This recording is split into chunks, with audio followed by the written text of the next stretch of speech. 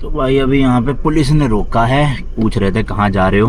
मैंने कहा नागालैंड जा रहे हैं, तवांग से आ रहे हैं। तो नागालैंड में एंट्री के लिए ना इंडियन नेशनल्स को ILP यानी इनर लाइन परमिट अप्लाई करना पड़ता है। बाकी जी लो आपका ऑफिशियली स्वागत है नागालैंड की धरती पे, जो वैसे तो इंडिया ही है भाई, पर स्टेट हम एक और मतलब इस ट्रिप की अपनी चौथी स्टेट में एंटर कर चुके हैं। पता नहीं भाई दिख रहा है कि नहीं दिख रहा आपको, बट पूरी रोड नीचे धंस चुकी है भाई, खतरनाक ही लैंडस्लाइड हुई है। हालांकि इन्होंने देखो ऊपर जालियां ना लगा रखी है पत्थरों के आगे, ताकि पत्थर नीचे ना आए। एंड नंबर प्लेट भी भाई लोग आप देख सकते हो NL यानी कि नागालैंड की अब हमें देखने को मिलेगी आगे। तो जी लो डोसा तो आ गया, अच्छा खासा मसाला डोसा। मेरे को तो लग रहा है एक इसी से पेट भर जाएगा मेरा। तो देख रहे हो मतलब अलग ही स्वैग है भाई, नॉर्थ ईस्ट में आके साउथ इंडियन खाना खाएंगे अब। पूरा इंडिया तो आपको पता है भाई इतना बड़ा है कि मैं मतलब 5 साल में भी पूरा इंडिया नहीं घूम सकता। दुनिया तो घूमने की बहुत दूर की बात है। और यहाँ पे देखो कैसे से बने हुए है ना भाई साहब, नेक्स्ट लेवल।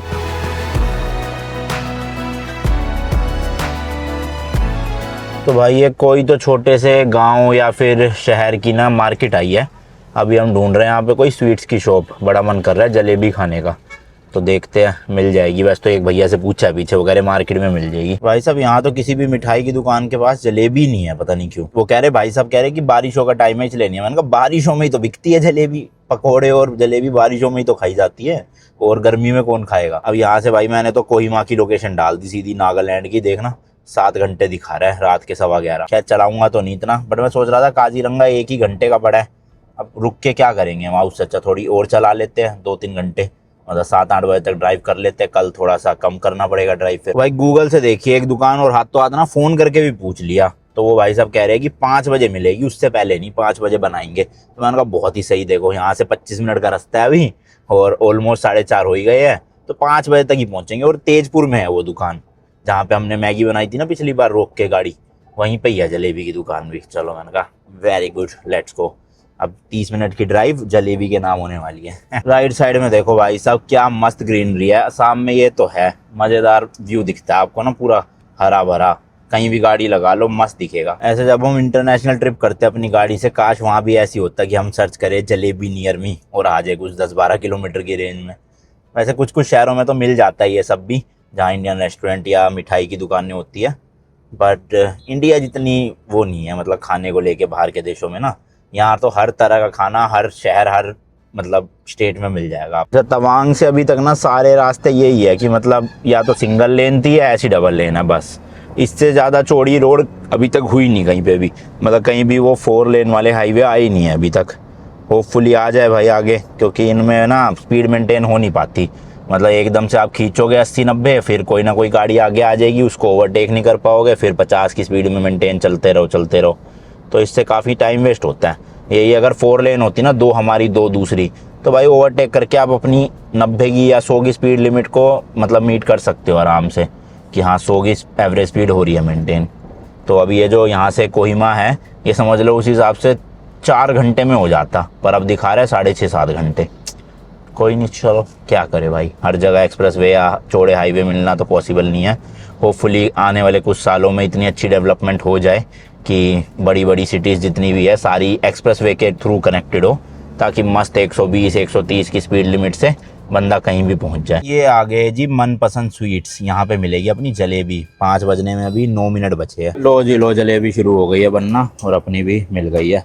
तो 250-250 ग्राम ले ली, 2 जगह, सोहन के लिए और अपने लिए। भाई जलेबी ले तो आए, पता नहीं खट्टी खट्टी सी जलेबी है, जाओ पूछ के आओ। मैं तो लग रहा है खराब ना हो खट्टी जलेबी, मैंने तो आज तक नहीं खाई, क्योंकि मतलब मीठास से ज़्यादा तो खटास आ रही है मुँह में, तो उसका कहीं जो वो मिक्सचर होता है वो ख़राब ना हो गया हो। हालांकि ये बना तो फ्रेश ही रहते हैं, पर पता है वैसे तो कहावत होती है भाई कि सब्र का फल मीठा होता है, बट हमने जलेबी के लिए इतना सब्र किया, हमें मीठा तो नहीं खट्टा ज़रूर मिला फल। तो भाई कर दिया उन्होंने चेंज, अब नई बना के दिया, देखते हैं ना। तो 2-3 पीस खा गया था भाई, पेट वेट दर्द ना हो जाए फालतू में कहीं, ये सही है भाई। लोग यहाँ पे तो टेम्परेचर 33 डिग्री पहुँच चुका है, बताओ। अभी से 2.5-3 घंटे पहले 15 डिग्री पे थे हम, और 33 डबल से भी ज़्यादा हो गया।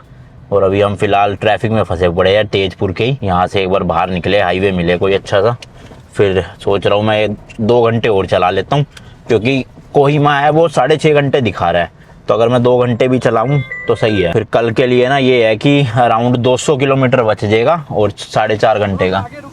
रुकते हैं जी बिल्कुल भाई। अब जाके लग रहा है फाइनली सिटी से एग्जिट मिल रही है अपने को, और हाईवे पे जाके चढ़ेंगे। वो सामने दिख तो रहा है चौड़ा हाईवे थोड़ा, और जल्दी जल्दी डिस्टेंस कवर हो जाए तो सही रहेगा। ये पुलिस वाले भाई सब करवा तो रहे हैं थोड़ा थोड़ा खाली। लो जी लो, आ गए हैं हाईवे पे। मतलब अभी तो सर्विस लेन में है, बट आगे जाके हाईवे पे मिल जाएगा ये। उसके बाद खींचते हैं मजे से हुए हुए। लो जी लो, ये चढ़ गए हैं हाईवे पे हम। अब ये अच्छी बात है कि यहाँ से 4 लेन शुरू हो गए हैं। कितने लंबे हैं मुझे नहीं पता, पर यहाँ देखो लिखा भी हुआ है काफ़ी ज़्यादा। नागांव करके जगह आएगी 60 किलोमीटर आगे। ये शायद से एक बड़ा शहर है यहाँ का, आसाम का ही। तो मेरे ख्याल से यहीं रुक जाएंगे, 1-1.5 घंटा तो लगेगा 60 किलोमीटर कवर करने में। और उससे अगर आगे कोई हुई बड़ी सिटी तो और खींच दूंगा आधा 1 घंटा। बट ये अब 4 लेन है ना, 2 इधर है 2 उधर है, तो आराम से मैं चला सकता हूँ अपने हिसाब से।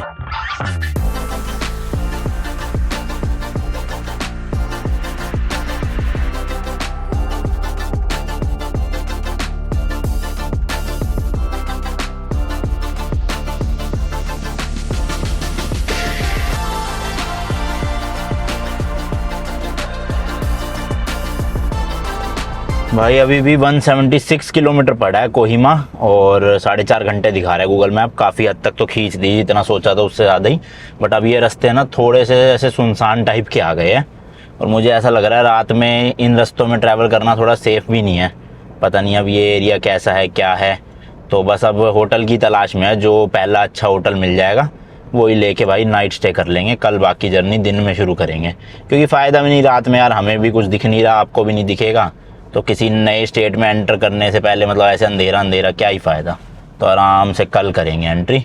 अभी फ़िलहाल के लिए होटल ले लेते हैं। भाई साहब यहाँ तो होटल छोड़ो, कोई रेस्टोरेंट तक भी नहीं मिल रहा खाने वाला। मतलब है अभी तो बिल्कुल छोटे छोटे ढाबे, जैसे गांव टाइप में बने होते हैं ना, बस वैसे ही। ये क्या बैठा है भाई? अच्छा, नीला ड्रम है। मैं क्या हूँ शेर बैठा है रोड के बीच में। हाँ, तो अब पता नहीं भाई कहाँ जाके मिलेगा। अभी किसी से पता तो करा है, डीफू करके कोई जगह बता रहे हैं, DIPHU। और वो भी कह रहे हैं 1 से 1.5 घंटा लग सकता है अभी यहाँ से। और वही बड़ा शहर है जहाँ होटल वोटल मिल जाएंगे। तो देखो भैया वहीं तक खींच रहे हैं, क्या करें। तो भाई अभी यहाँ पे पुलिस ने रोका है, पूछ रहे थे कहाँ जा रहे हो। मैंने कहा नागालैंड जा रहे हैं, तवांग से आ रहे हैं। तो कह रहे डिक्की चेक करवा दो एक बार। कुछ नहीं भाई, नॉर्मल चेक पोस्ट था। पूछ रहे थे क्या सामान है गाड़ी में, कहाँ से आए हो, और 1-2 क्वेश्चन। फिर इंश्योरेंस मांगा और RC मांगी, ड्राइविंग लाइसेंस मांगा और पोल्यूशन मांगा। तो अच्छा, हमने कुछ दिन पहले पोल्यूशन करवा लिया था, आज पोल्यूशन नहीं होता। तो 10,000 का चालान पक्का था गाड़ी पे। तो बस यही है सब। और पूछे कपड़े किसके हैं, मतलब कपड़े क्या है। उन्हें लगा कोई बेचने ले जा रहे हैं। मैंने कहा कोई वैसे नहीं है, हमारे कपड़े हैं खुद के। फिर कह रहे जॉब क्या करते हैं। मैंने कहा यूट्यूबर हूँ। कह रहे अच्छा ठीक है चलो जाओ भेजिए। मुझे तो लगा इसलिए रोक रहे। मैंने वो फॉग लैम्प जला रखे थे ऑक्सिलरी वाले ना, पर लो बीम पे ही थे, हाई पे नहीं थे। मुझे लगा उसको देख के ना रोक रहे हो, पर उसका तो कुछ कहा ही नहीं उन्होंने। खैर, और भाई अभी तक मतलब समझ ही नहीं आ रहा, कोई आ ही नहीं रही, सिटी विटी कुछ है ही नहीं आसपास। मतलब रोड वगैरह तो फिर भी सही है, 2 लेन इधर है 2 लेन उधर है, और हाईवे सही है। बीच में थोड़े बहुत पैच खराब आते हैं, बट यार रुकने का मतलब समझ ही नहीं आ रहा मुझे। अब मैं क्या करूँ, या तो सीधा सीधा खींचता जाऊँ, क्योंकि 3 घंटे का रास्ता है, 12 बजे 12:30 बजे पहुंच जाएंगे रात को। बट फिर मैं सोच रहा हूँ यार बॉर्डर दिखाऊंगा कैसे आपको, मतलब जो परमिट वगैरह बनवाना है वो भी अब रात में तो बनेगा नहीं, तो रुकना तो पड़ेगा ही। अब लेट्स सी कौन सा शहर आएगा क्या आएगा, कुछ समझ नहीं आ रहा। बस चलाए जा रहा हूँ मैं गाड़ी। ये अच्छा है डीजल है गाड़ी में, तो उस चीज़ की टेंशन नहीं है इतनी ज़्यादा। भाई ये अब आ गया है रास्ता खतरनाक, जिससे मुझे लगता है थोड़ा डर, मतलब कि 1 वे। हमारी वाली साइड पूरी टूटी पड़ी है, अब हमें रॉन्ग साइड चलना पड़ेगा। तो मेरे पीछे एक गाड़ी आ रही है, उसके पीछे पीछे लूँगा। ये देखो ये रही। तो अब इसको आगे चलने देते हैं, मैं रहूँगा अब इस गाड़ी के पीछे ताकि सामने से कुछ भी हो तो अपने पे खतरा ना बने। पहले बहुत तेज हो रहा है। ओए चलो भाई, क्योंकि एक बार हो चुका ना मेरा कसोल में एक्सीडेंट ऐसे ही। रोड बंद था हमारा लेफ्ट वाला, मैं इस साइड हो गया, सामने से इनोवा वाला आ रहा था, बस उसने तो कर दिया सीधा नई XUV 700 पे ही ठां सामने। वैसे तो यहाँ की रोड टूटी हुई है, सामने से कोई तेज आएगा नहीं। बाकी फिर भी कुछ भरोसा नहीं है भाई लोगों का, कोई कहीं से भी आ जाता है अचानक से। और ये तो वैसे भी रास्ते इतने खतरनाक से लग रहे हैं, पता चले यहाँ तो लूटपाट वाला सीन हो। अगर अभी नेटवर्क भी नहीं आ रहे हैं, सारे नेटवर्क भी उड़ चुके हैं। सिर्फ आ रहे जी हो तो बताओ ना वो कितना दूर है। क्या? दीमापुर करके शहर आएगा जो नागालैंड बॉर्डर से पहले पड़ता है शायद से थोड़ा सा। तो वो कह रहे हैं बड़ा शहर है। तो अब देखते कितने किलोमीटर है, क्योंकि मणिपुर अपना कोहिमा ही पूरा 81 किलोमीटर बचा है, लेकिन टाइम दिखा रहा है 2.5 घंटे। तो मुझे लग रहा है बहुत ही ज़्यादा गंदे रास्ते हैं, शायद से 81 किलोमीटर के लिए 2.5 घंटे अगर दिखा रहा है। आया दीमापुर, दीमापुर देखते हैं भाई, दीमापुर में ही स्टे करेंगे। वैसे उससे पहले मिल जाए कोई तो बढ़िया है, बट पिछले लगभग आप लगा लो 120-130 किलोमीटर से कुछ आया नहीं है खास। रोड वोड तो सही थी, अभी खराब हुई है ये, पर वैसे कोई फैसिलिटी नहीं भाई, आसपास कुछ भी नहीं था, लिटरली सुनसान। आ भी रहे थे, छोटे छोटे गांव आ रहे थे, वहाँ पे तो खाने को नहीं मिल रहा था, तो रहने की तो दूर की बात है। तो इसलिए मजबूरी में चलानी पड़ रही है गाड़ी रात को 9:30 बजे, वरना मैं अवॉइड ही करता हूँ रात को चलाना ये सब। एक तो ट्रक बहुत है इस वाले रूट पे, ऊपर से अब तो रोड भी खराब हो गई है देखो।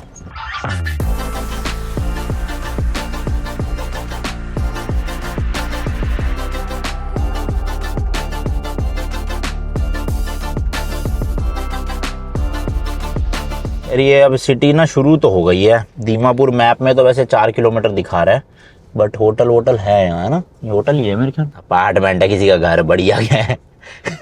उसी में किराए ले क्या रहा बढ़िया है। एक दिन के लिए किराया ले लेते हैं। अभी दिखा रहे हैं ना दीमापुर। चलो अब साइड लगाते हैं कहीं थोड़ा रोशनी वाली जगह पे और होटल ही ढूंढते हैं। ये है ना शायद, ये तो वो है पेट्रोल पंप। ये लाइटें लूटें जल तो रही है यार, इनमें से कोई ना कोई होटल मिल जाना चाहिए। यहीं लगा लेते हैं और देखते हैं मैप पे कहाँ है आसपास कुछ। शोरूम वोरूम तो बहुत है, लेकिन होटल नहीं दिख रहा कोई। हाँ ये रहा ना, एमराल्ड इन। चलो होटल ही है ये तो पक्का, the homely home stay.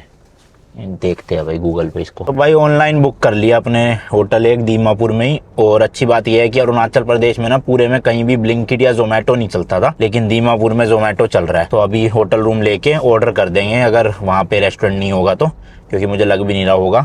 Arunachal Pradesh में तो भाई 8:30 बजे ही ना शाम को सब बंद हो जाता था, सारे रेस्टोरेंट कैफे, मतलब कुछ खुलता ही नहीं था। लेकिन चलो अब ऐसा लग रहा है कि नॉर्मल लाइफ में वापस आ गए हैं, जहाँ 10 बजे तक भी खुली हुई दिख रही है चीज़ें और जोमेटो चल रहा है।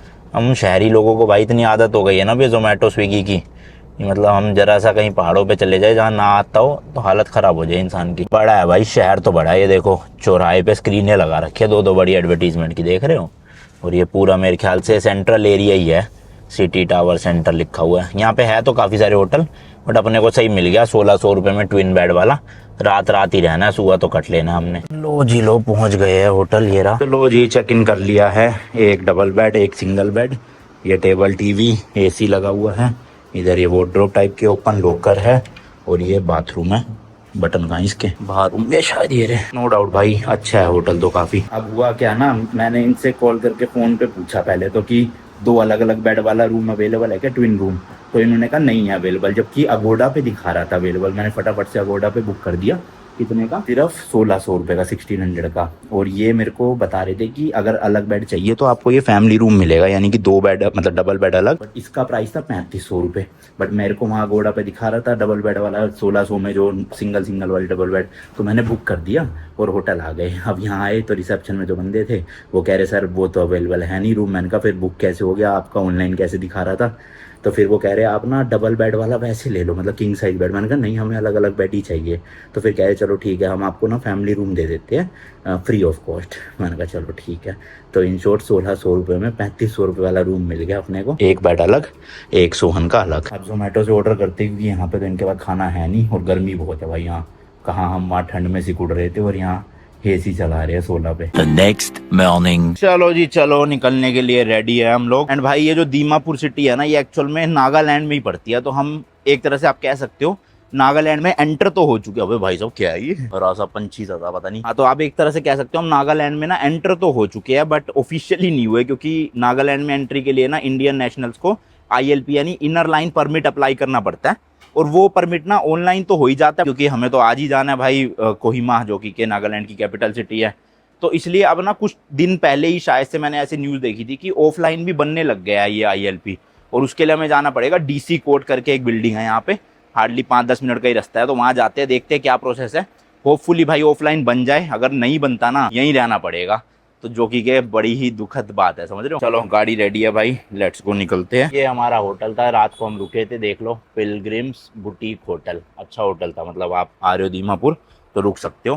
प्रॉपर आपको मतलब 3 स्टार 4 स्टार वाली वाइब देगा ये। और प्राइजेस भी इतने ज़्यादा नहीं है, कुछ 1600 में हमें मिला था ट्विन रूम, जिनको इन्होंने अपग्रेड करके ट्रिपल रूम में कर दिया था, क्योंकि इनके पास ट्विन वाला था नहीं। तो इन शॉर्ट 1600 रुपये में फैमिली रूम मिल गया ट्विन वाला।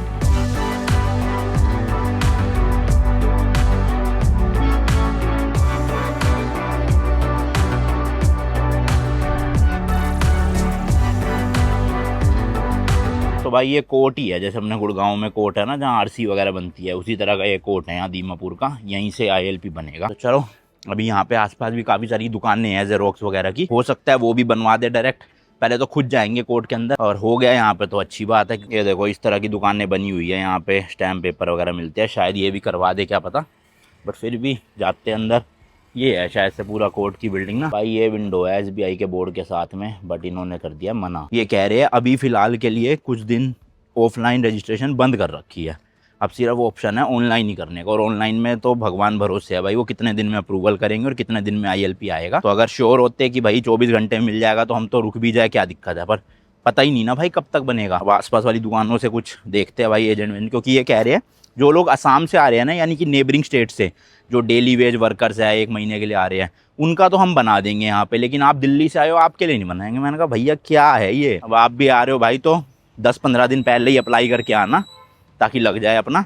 हम तो इस उम्मीद से आए थे ऑफलाइन हो जाए, क्योंकि गूगल पे दिखा रहा है कि ऑफलाइन बनते हैं, इन्होंने कहा कि अभी के लिए बंद कर रखा है, सितंबर में चालू कर देंगे। ये क्या बात होती है भैया, अभी बना दो तुम हमारा भी। चलो देखते हैं आसपास कोई एजेंट हो, कोई करवा दे जुगाड़ कुछ। एक दुकान में आंटी जी मिली है, वो कह रही है मैं जाती हूँ ऑफिस में अंदर बात करने, और 5 दिन के लिए चाहिए हमें तो वैसे, बट ये कह रहे हैं मिनिमम 1 महीना तो लेना ही पड़ता है। तो वो गए हैं, देखो कोई जुगाड़ उगाड़ लगा के अगर बनवा दे तो बढ़िया। चलो भाई एट दी एंड जाके हो गया, बट मुझे ना अभी भी थोड़ी सी गड़बड़ लग रही है। एक्चुअल में एक शॉप से हमने बनवाया है, उस शॉप वाले ने भी करके हमें ऑनलाइन ही दिया है। तो जब वो ऑनलाइन करने लगा मैंने कहा भैया ऑनलाइन तो हम ही कर लेंगे, आप ऑफलाइन बनवा के दो ना, हमें अर्जेंट चाहिए। वो कह रहे नहीं अर्जेंट तो नहीं बनेगा, ऑनलाइन ही बनेगा, और 24 घंटे में अप्रूवल आ जाता है। मैंने कहा 24 घंटे में आ जाता है वो तो मैं भी अप्लाई कर लूँगा ऑनलाइन, चाहे 24 घंटे में चाहे 2 दिन में आए, वो तो जब ही आना होगा ना, जब आना होगा। तो उन्होंने कहा कि नहीं आप ऑनलाइन करोगे ना तो आपके में एप्लीकेशन फॉर्म नहीं निकलेगा, मैं करूँगा तो मेरे में निकलेगा, और आप उस एप्लीकेशन फॉर्म के बेसिस पे भी एंटर कर सकते हो, आगे कोई में जा सकते हो। मुझे थोड़ा सा तो भाई अजीब बात लगी है कि पहली बात तो अगर मैं अप्लाई करूँगा, सेम वेबसाइट है, सब कुछ सेम है, तो ऑब्वियसली मेरे में भी एप्लीकेशन फॉर्म तो निकलेगा ही ना, मैं उसका प्रिंट ले लूँगा। और अगर उस फॉर्म पे आगे जा सकते हैं तो फिर मैं खुद ही भर लेता हूँ, तुम्हें क्यों पैसे दूंगा मैं। पता नहीं है कह रहा कुछ ई मित्र होता है, क्योंकि जैसे आधार कार्ड के दुकान वालों के पास पोर्टल कुछ होते हैं अपनी ID वाईडी के, तो मैंने कहा होता होगा भाई, रिस्क लेके देख लेते हैं, क्योंकि यहाँ 2-3 दिन वेस्ट करने से अच्छा इन्हीं को 200 रुपये एक्स्ट्रा दे देता हूँ। अब जो ILP की फ़ीस है ना गवर्नमेंट की, वो है 200 रुपीज़ पर पर्सन, जो आपको ऑनलाइन पे करनी पड़ती है, बट इन्होंने हमसे लिया है 400 रुपये पर पर्सन, जिसमें से 200 रुपये तो फ़ीस होती है ऑनलाइन जो आपको पे करनी है, देन 150 रुपये ये फॉर्म भरने के लेते हैं, और फोटो वोटो खींचते हैं जो भी है प्रोसेस, और 50 रुपये लेते हैं लोकल गारंटर के, यानी कि आपको नागालैंड के किसी एक गारंटर की ना नंबर और एड्रेस लिखना पड़ता है, तभी आपको अप्रूवल मिलता है। अगर आप खुद से भर रहे हो तो आप अपने होटल का नाम भी लिख सकते हो, उनका नंबर लिख सकते हो जाता है।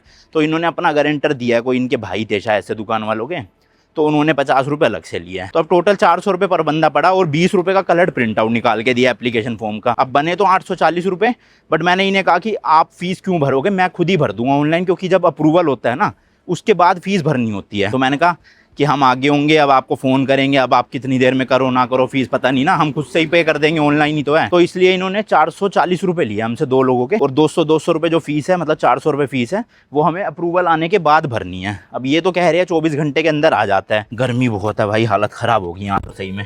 अरुणाचल में इतनी ठंड थी, यहाँ आग तप रही है। ये देखो भाई 38 डिग्री हो रहा है इस समय। और ILP के लिए डॉक्यूमेंट भाई सिर्फ आपका आधार कार्ड चाहिए, इसके अलावा फ़ोटो भी ऑनलाइन ही खिंचती है वहीं पर हाथों हाथ, और हो जाता है। मतलब हार्डली 10 से 15 मिनट का एक फॉर्म है, आप खुद भी भर ही सकते हो, अगर आप पहले ही भर लोगे ना थोड़े दिन तो ज़्यादा सही रहेगा। तो ये परमिट है सिर्फ नागालैंड के लिए। मणिपुर के लिए ये बता रहे हैं भैया कि बॉर्डर पे ही होगा परमिट, वो ऑनलाइन नहीं है। तो चलो अभी तो हमें सिर्फ कोहिमा ही जाना है, नागालैंड और कहीं नहीं जाना। तो कोहिमा यहाँ से कुछ 2-2.5 घंटे का रास्ता है, 80 किलोमीटर। होपफुली इस बीच में ना रोके हमें, और रोके तो ये दिखाने पे छोड़ दें। ये देखो भाई टोटल रास्ता है 73 किलोमीटर, 2 घंटे 12 मिनट। अब ये रास्ता ना लैंडस्लाइड की वजह से टूटा हुआ है, हमारे होटल वाले भैया ने बताया, वरना तो 1 घंटा लगता है यहाँ से पहुँचने में, 1 से सवा घंटा, बट लैंडस्लाइड की वजह से रास्ता टूट चुका है, इसलिए दिखा रहा है 2.25 घंटे। चलो कुछ खाना पीना करते हैं, उसके बाद सीधा कोहिमा खींचते हैं। तो इसलिए भाई मैंने अभी कोहिमा में ना कोई भी होटल बुक नहीं किया, क्योंकि हमें खुद ही नहीं पता कि पहुँचने दिया जाएगा भी या नहीं दिया जाएगा वहाँ पे, तो इसलिए अभी बुकिंग नहीं करते। अगर पहुँच गए कोहिमा तो वहीं हाथों हाथ देख लेंगे होटल, या ऑनलाइन ऑफलाइन जो भी है। और नहीं पहुँचने दिया तो भाई फिर मुझे लग रहा है वो जब तक अप्रूवल आएगा नहीं ILP का तब तक हम जा नहीं पाएंगे। लेट्स सी बाकी भाई क्या होता है।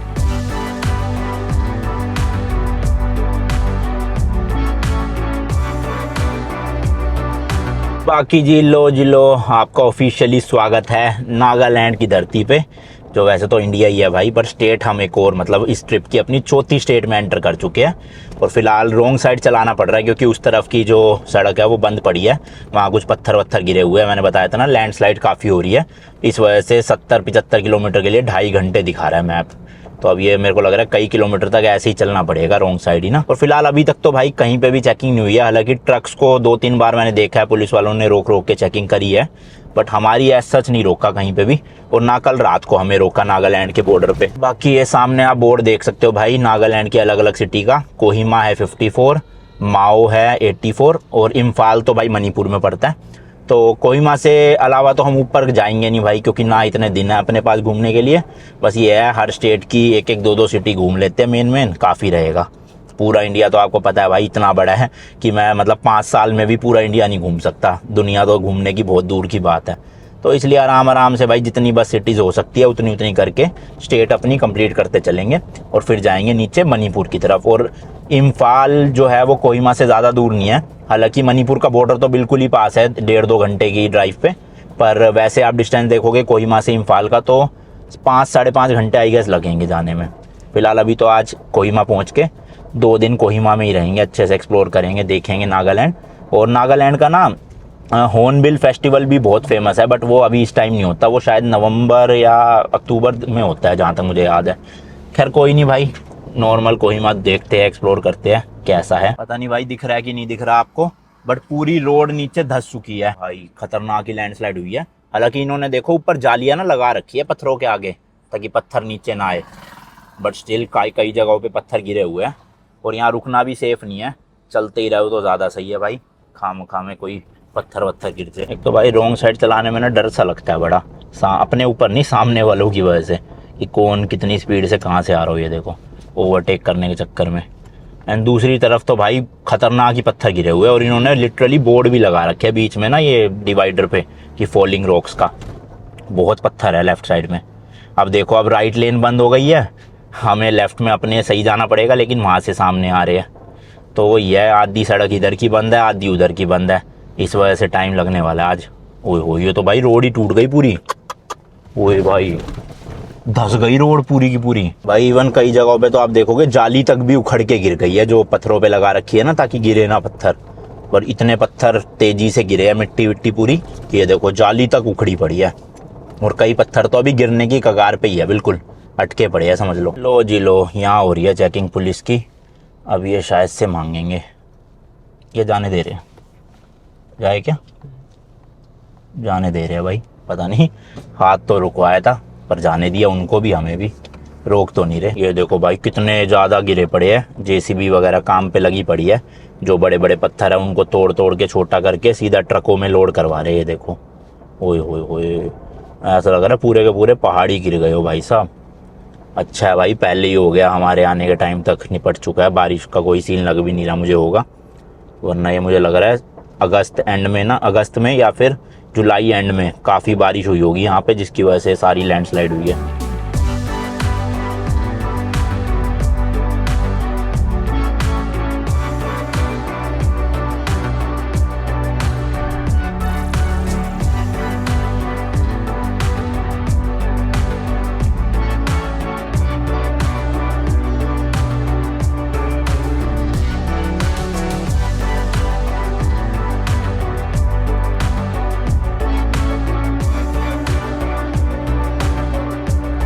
नंबर प्लेट भी भाई लोग आप देख सकते हो NL, यानी कि नागालैंड की अब हमें देखने को मिलेगी आगे।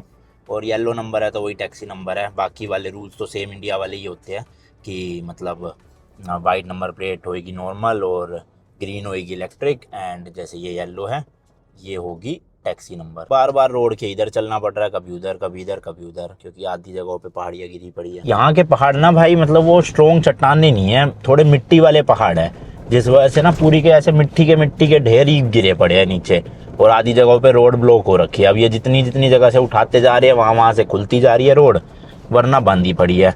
वैसे आप देखोगे ना भाई पूरे अच्छे हाईवे बने हुए हैं, 4 लेन हाईवे है, 2 लेन इधर 2 लेन उधर। तो नॉर्मली अगर लैंडस्लाइड ना हो तो बंदा 1 घंटा 1.25 घंटा में आराम से ये 70 किलोमीटर कर सकता है इन हाईवों के हिसाब से। बट वही है, जब बंद ही हो जाते हैं बीच बीच में रोड तो क्या करें। 30 किलोमीटर रह गया रास्ते में, ये आया भाई देखो यहाँ पे होटल वोटल है, नागा थाली भी मिल रही है। एंड इस तरफ देखोगे पिज़्ज़ा हट है, KFC है और वैंगो भी है। चलो फिर साउथ इंडियन हो जाए। देख रहे हो मतलब अलग ही स्वैग है भाई, नॉर्थ ईस्ट में आके साउथ इंडियन खाना खाएंगे। अब यहीं चलते हैं भाई अंदर, देखो काफ़ी सारी चीज़ें हैं इसमें, मिल जाएगा अपने को कुछ ना कुछ बढ़िया। सही है भाई, बैठने का भी सही बना हुआ है, यहीं से ले लेते हैं कुछ। तो जी लो, डोसा तो आ गया अच्छा खासा, मसाला डोसा। मेरे को तो लग रहा है एक इसी से पेट भर जाएगा मेरा। तो सोहन ने मंगवाया है छोले भटूरे, फूले फूले भटूरे आए हैं मस्त। छोले अलग से लग रहे हैं यार थोड़े थोड़े, और मेरी इडली सांभर है। टोटल बचा है जी 26 किलोमीटर, 54 मिनट का रास्ता। अभी यहाँ पे भी KFC में अपने एक सब्सक्राइबर भाई मिले हैं, वो भी बता रहे हैं कि थोड़ा सा रास्ता आगे और खराब है। और ये जो हाईवे था ना अभी तक का बिल्कुल साफ सुथरा था, अभी थोड़े दिन पहले ही बारिश हुई है और उस टाइम पे ये सारा टूट फूट हुई है। तो ये कह रहे अच्छा हुआ आप लोग बारिश वाले दिन नहीं आए, वरना तो बहुत ज़्यादा कीचड़ कीचड़ और रास्ते ख़राब हो जाते हैं। बाकी उनको आगे इम्फाल तक का नहीं पता, मणिपुर में ना, तो वो हमें ही देखना पड़ेगा, यहाँ पूछते हैं किसी से वहीं चल के। अभी फ़िलहाल तो नागालैंड को एक्सप्लोर करेंगे थोड़े 2-4 दिन।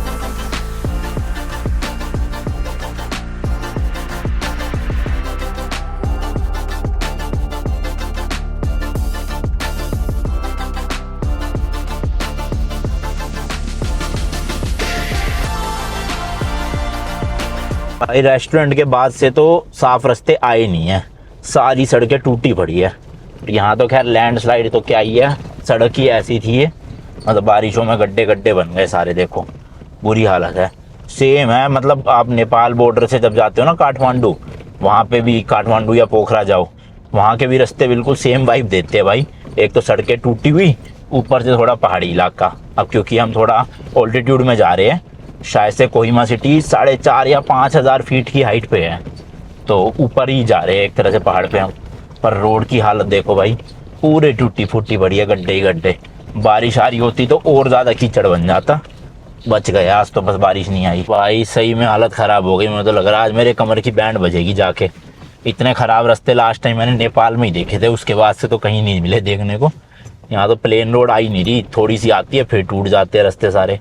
एंड भाई यहाँ के गेट देखो, जैसे अरुणाचल में बिल्कुल ही डिफरेंट थे गेट, और यहाँ पे देखो कैसे से बने हुए हैं ना भाई साहब, नेक्स्ट लेवल। और कोहिमा टाउन रह गया 4.4 किलोमीटर। एंड लो जी लो, बोर्ड भी आ गया है, वेलकम टू कोहिमा। भाई साहब सही में मज़ेदार सा गेट लग रहा है यार, है ना, यूनिक है कुछ। हर स्टेट में जा रहे हैं कुछ ना कुछ यूनिक दिख रहा है। इन गाड़ी वाले भाई साहब को देखो, गाड़ी के अंदर पीछे डिक्की में अपना स्कूटर ले जा रहे हैं, और गाड़ी भी कौन सी, ऑल्टो में LX वेरिएंट।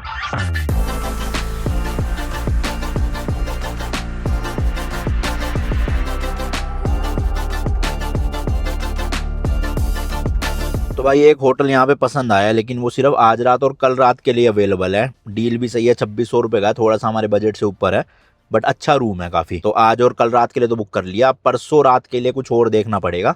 फिलहाल मैंने कहा अभी तो पहुँचे, कल घूमेंगे कोहिमा, और फिर आगे की आइटनरी अभी मैंने प्लान करी नहीं है, तो कल करूँगा कि उससे अगला दिन कोहिमा में ही रहना है या कहीं आसपास की दूसरी सिटी घूमनी है।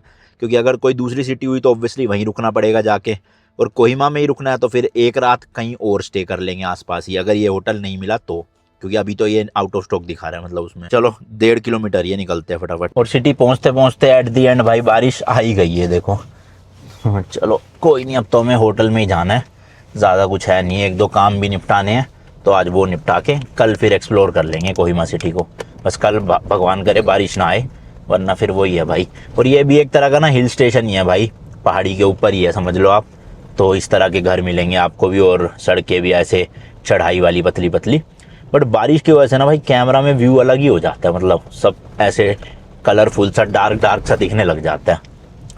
अब हमें आगे से राइट लेके बस एक और पहाड़ी चढ़नी है, और उसी के ऊपर जो है वो अपना होटल है। होटल क्या है, यहाँ पे होम स्टे टाइप ही है, लोगों ने घरों को ही एक तरह से होटल में कन्वर्ट कर लिया, आप समझ लो। तो इसमें क्या है ना, किचन विचन भी है, अपने रूम में तो नहीं बट शेयर्ड स्पेस है किचन वगैरह। तो शायद से कुकिंग वुकिंग भी करने दे, तो देखते हैं आज कुछ बना लेंगे, वरना तो इंडिया है भाई, ये तो ऑर्डर होके मिल ही जाता है। तो ये देखो भैया, यहाँ चढ़ना है हमने पहाड़ पे, देख रहे हो, यहाँ जाके ऊपर अपना होटल मिलेगा। ओए होए, वो कुछ ज़्यादा ही चढ़ाई है एकदम, ओ तेरी, ओए चढ़ाई कर दे भाई। ये बात, स्कॉर्पियो में पावर तो है भाई, देख रहे हो, माउंट एवरेस्ट पे चढ़ा दूँ मैं स्कॉर्पियो। मजाक कर रहा हूँ। ऑल्टो तो ओजी गाड़ी है, कहीं भी चढ़ जाती है। एंड भाई अभी तक कहीं पर भी ना हमसे वो परमिट नहीं मांगा रास्ते में, और अब तो कोहिमा पहुंच ही गए हैं। बट मुझे ऐसा लग रहा है, अरे यार मैप दिखा रहा है राइट साइड, ये कह रहे हैं नो एंट्री है। अब यहाँ कहाँ से मिलेगा रास्ता? हाँ तो मैं कह रहा था परमिट मांगा तो नहीं कहीं भी, बट ये हो सकता है कि होटल वाले मांगे। यार ये तो वहीं से दिखा रहा है घूम फिर के, कैसे जाऊँगा? हैं, बात करनी पड़ेगी इनसे। भाई अब 300 मीटर की जगह 1.5 किलोमीटर से भी ज़्यादा, 2 किलोमीटर ही हो गया ऑलमोस्ट, तो रास्ते इन्होंने बंद कर रखे हैं। लो जी, थोड़ा लंबा रास्ता लेना पड़ा बट पहुंच गए हैं। और ठीक है यार, ये रेजिडेंशियल एरिया ही है, मतलब यहाँ खाने पीने की चीज़ें भी मिल जाएगी मेरे ख्याल से। और स्विगी जोमेटो का मुझे पता नहीं है चलता है कि नहीं, अभी चेक करूँगा जाके होटल में ना। बाकी वैसे तो होम स्टे जो है उसमें शायद से होगा। और अब मुझे एक दिक्कत लग रही है कि यार ये गलियाँ इतनी पतली है, पार्किंग कहाँ लगवाएंगे होटल वाले? क्योंकि मेक माई ट्रिप से करा है, वहाँ लिखा तो है पार्किंग का, बट लगवाएंगे कहाँ? अंदर तो बहुत मुश्किल ही है होगा, क्योंकि दुकानें बना रखी है ज़्यादातर लोगों ने नीचे। कहाँ है भाई? लेफ्ट राइट यहीं कहीं दिखा रहा है, एडिलवेस करके नाम है, EDELWEISS। लेफ्ट में शायद ये है, ग्रे वाली बिल्डिंग है सामने, कंफर्म नहीं हूँ मैं। कहा था ना मैंने, लोगों ने घरों को ही बना रखा है भाई चेंज करके। और ये पार्किंग कहाँ लगवाएंगे? हाँ जी, आवाज़ आ रही है? बुकिंग थी हमारी आज रात और कल रात के लिए। अच्छा अच्छा, तो आपकी लोकेशन के नीचे तो आ गए हैं, पता नहीं चल रहा कौन सा, कोई बोर्ड नहीं लगा हुआ। ठीक है, मैं केयर टेकर को बोल देगा, वो आएगा। ठीक है आप बोल दो। नीचे ब्लैक कलर की स्कॉर्पियो है हमारे पास। हाँ ठीक है ठीक है। तो कहा था ना भाई, ये एयरबीएनबी वाला टाइप का ही सिस्टम है। यहाँ पे केयर टेकर होंगे, ओनर कहीं और रहते हैं, उन्होंने अपना घर बस एक तरह से चढ़ा रखा है एज अ होटल। तो उतर जाता हूँ मैं, देखता हूँ कोई आएगा तो फिर उनको पूछते हैं पार्किंग का सीन। जहाँ तक मुझे लग रहा है भाई यही वाली प्रॉपर्टी है पक्का, थोड़ा होटल जैसी वाइब दे रही है ये ना, इसी के नीचे लगवाएंगे ये गाड़ी कहीं। बाकी इस तरह का एरिया देखो, फ्रूट्स वगैरह की दुकानें, ये पहाड़ी ऊपर पूरी। तो लो जी, ये आ गया केयर टेकर, अब जो है गाड़ी लगवा रहे हैं ये। शायद ये किसी की अहम ही है, गाड़ी हटवा रहे हैं इनकी ना, और फिर अपनी लग जाएगी यहाँ पे। तो चलो सही है, पार्किंग का तो इंतज़ाम है। पार्किंग की दिक्कत है भाई इस वाली रोड पे ना, पतली सी सड़क है एक तो। चलो जी, गाड़ी लगा के आ गए हैं। ये अपना रूम है, काफ़ी बड़ा रूम है, मैं दिखाता हूँ आपको। पूरा अपार्टमेंट ही है समझ लो एक तरह का ये। इसमें एक डबल बेड दे रखा है, एक वहाँ सिंगल दे रखा है, और सिंगल के साथ ही ऐसे स्लाइड होके एक और बेड आ जाता है। तो मैंने ये ले लिया, इसमें सामान वगैरह पटक देंगे, या फिर अगर ये गद्दा सॉफ्ट हुआ तो उस गद्दे में हो जाऊँगा ताकि कमर दर्द ना हो, और यहाँ सोना आ जाएगा। बाकी पंखा ऊपर नहीं है, एसी भी नहीं है, तो इन्होंने एक ये फ्लोर वाला फ़ैन दे रखा है, शीशा है, टीवी है, अलमारी है जिसमें कंबल तौलिए, प्रेस भी दे दी है इन्होंने, बढ़िया है। क्योंकि कल थोड़े से कपड़े लॉन्ड्री करवाऊंगा और प्रेस कर लूँगा। फिर यहाँ डाइनिंग टेबल है जिस पे कुछ रूल्स वगैरह रखे हुए हैं, पेट्स अलाउड नहीं है, और पानी की बोतल।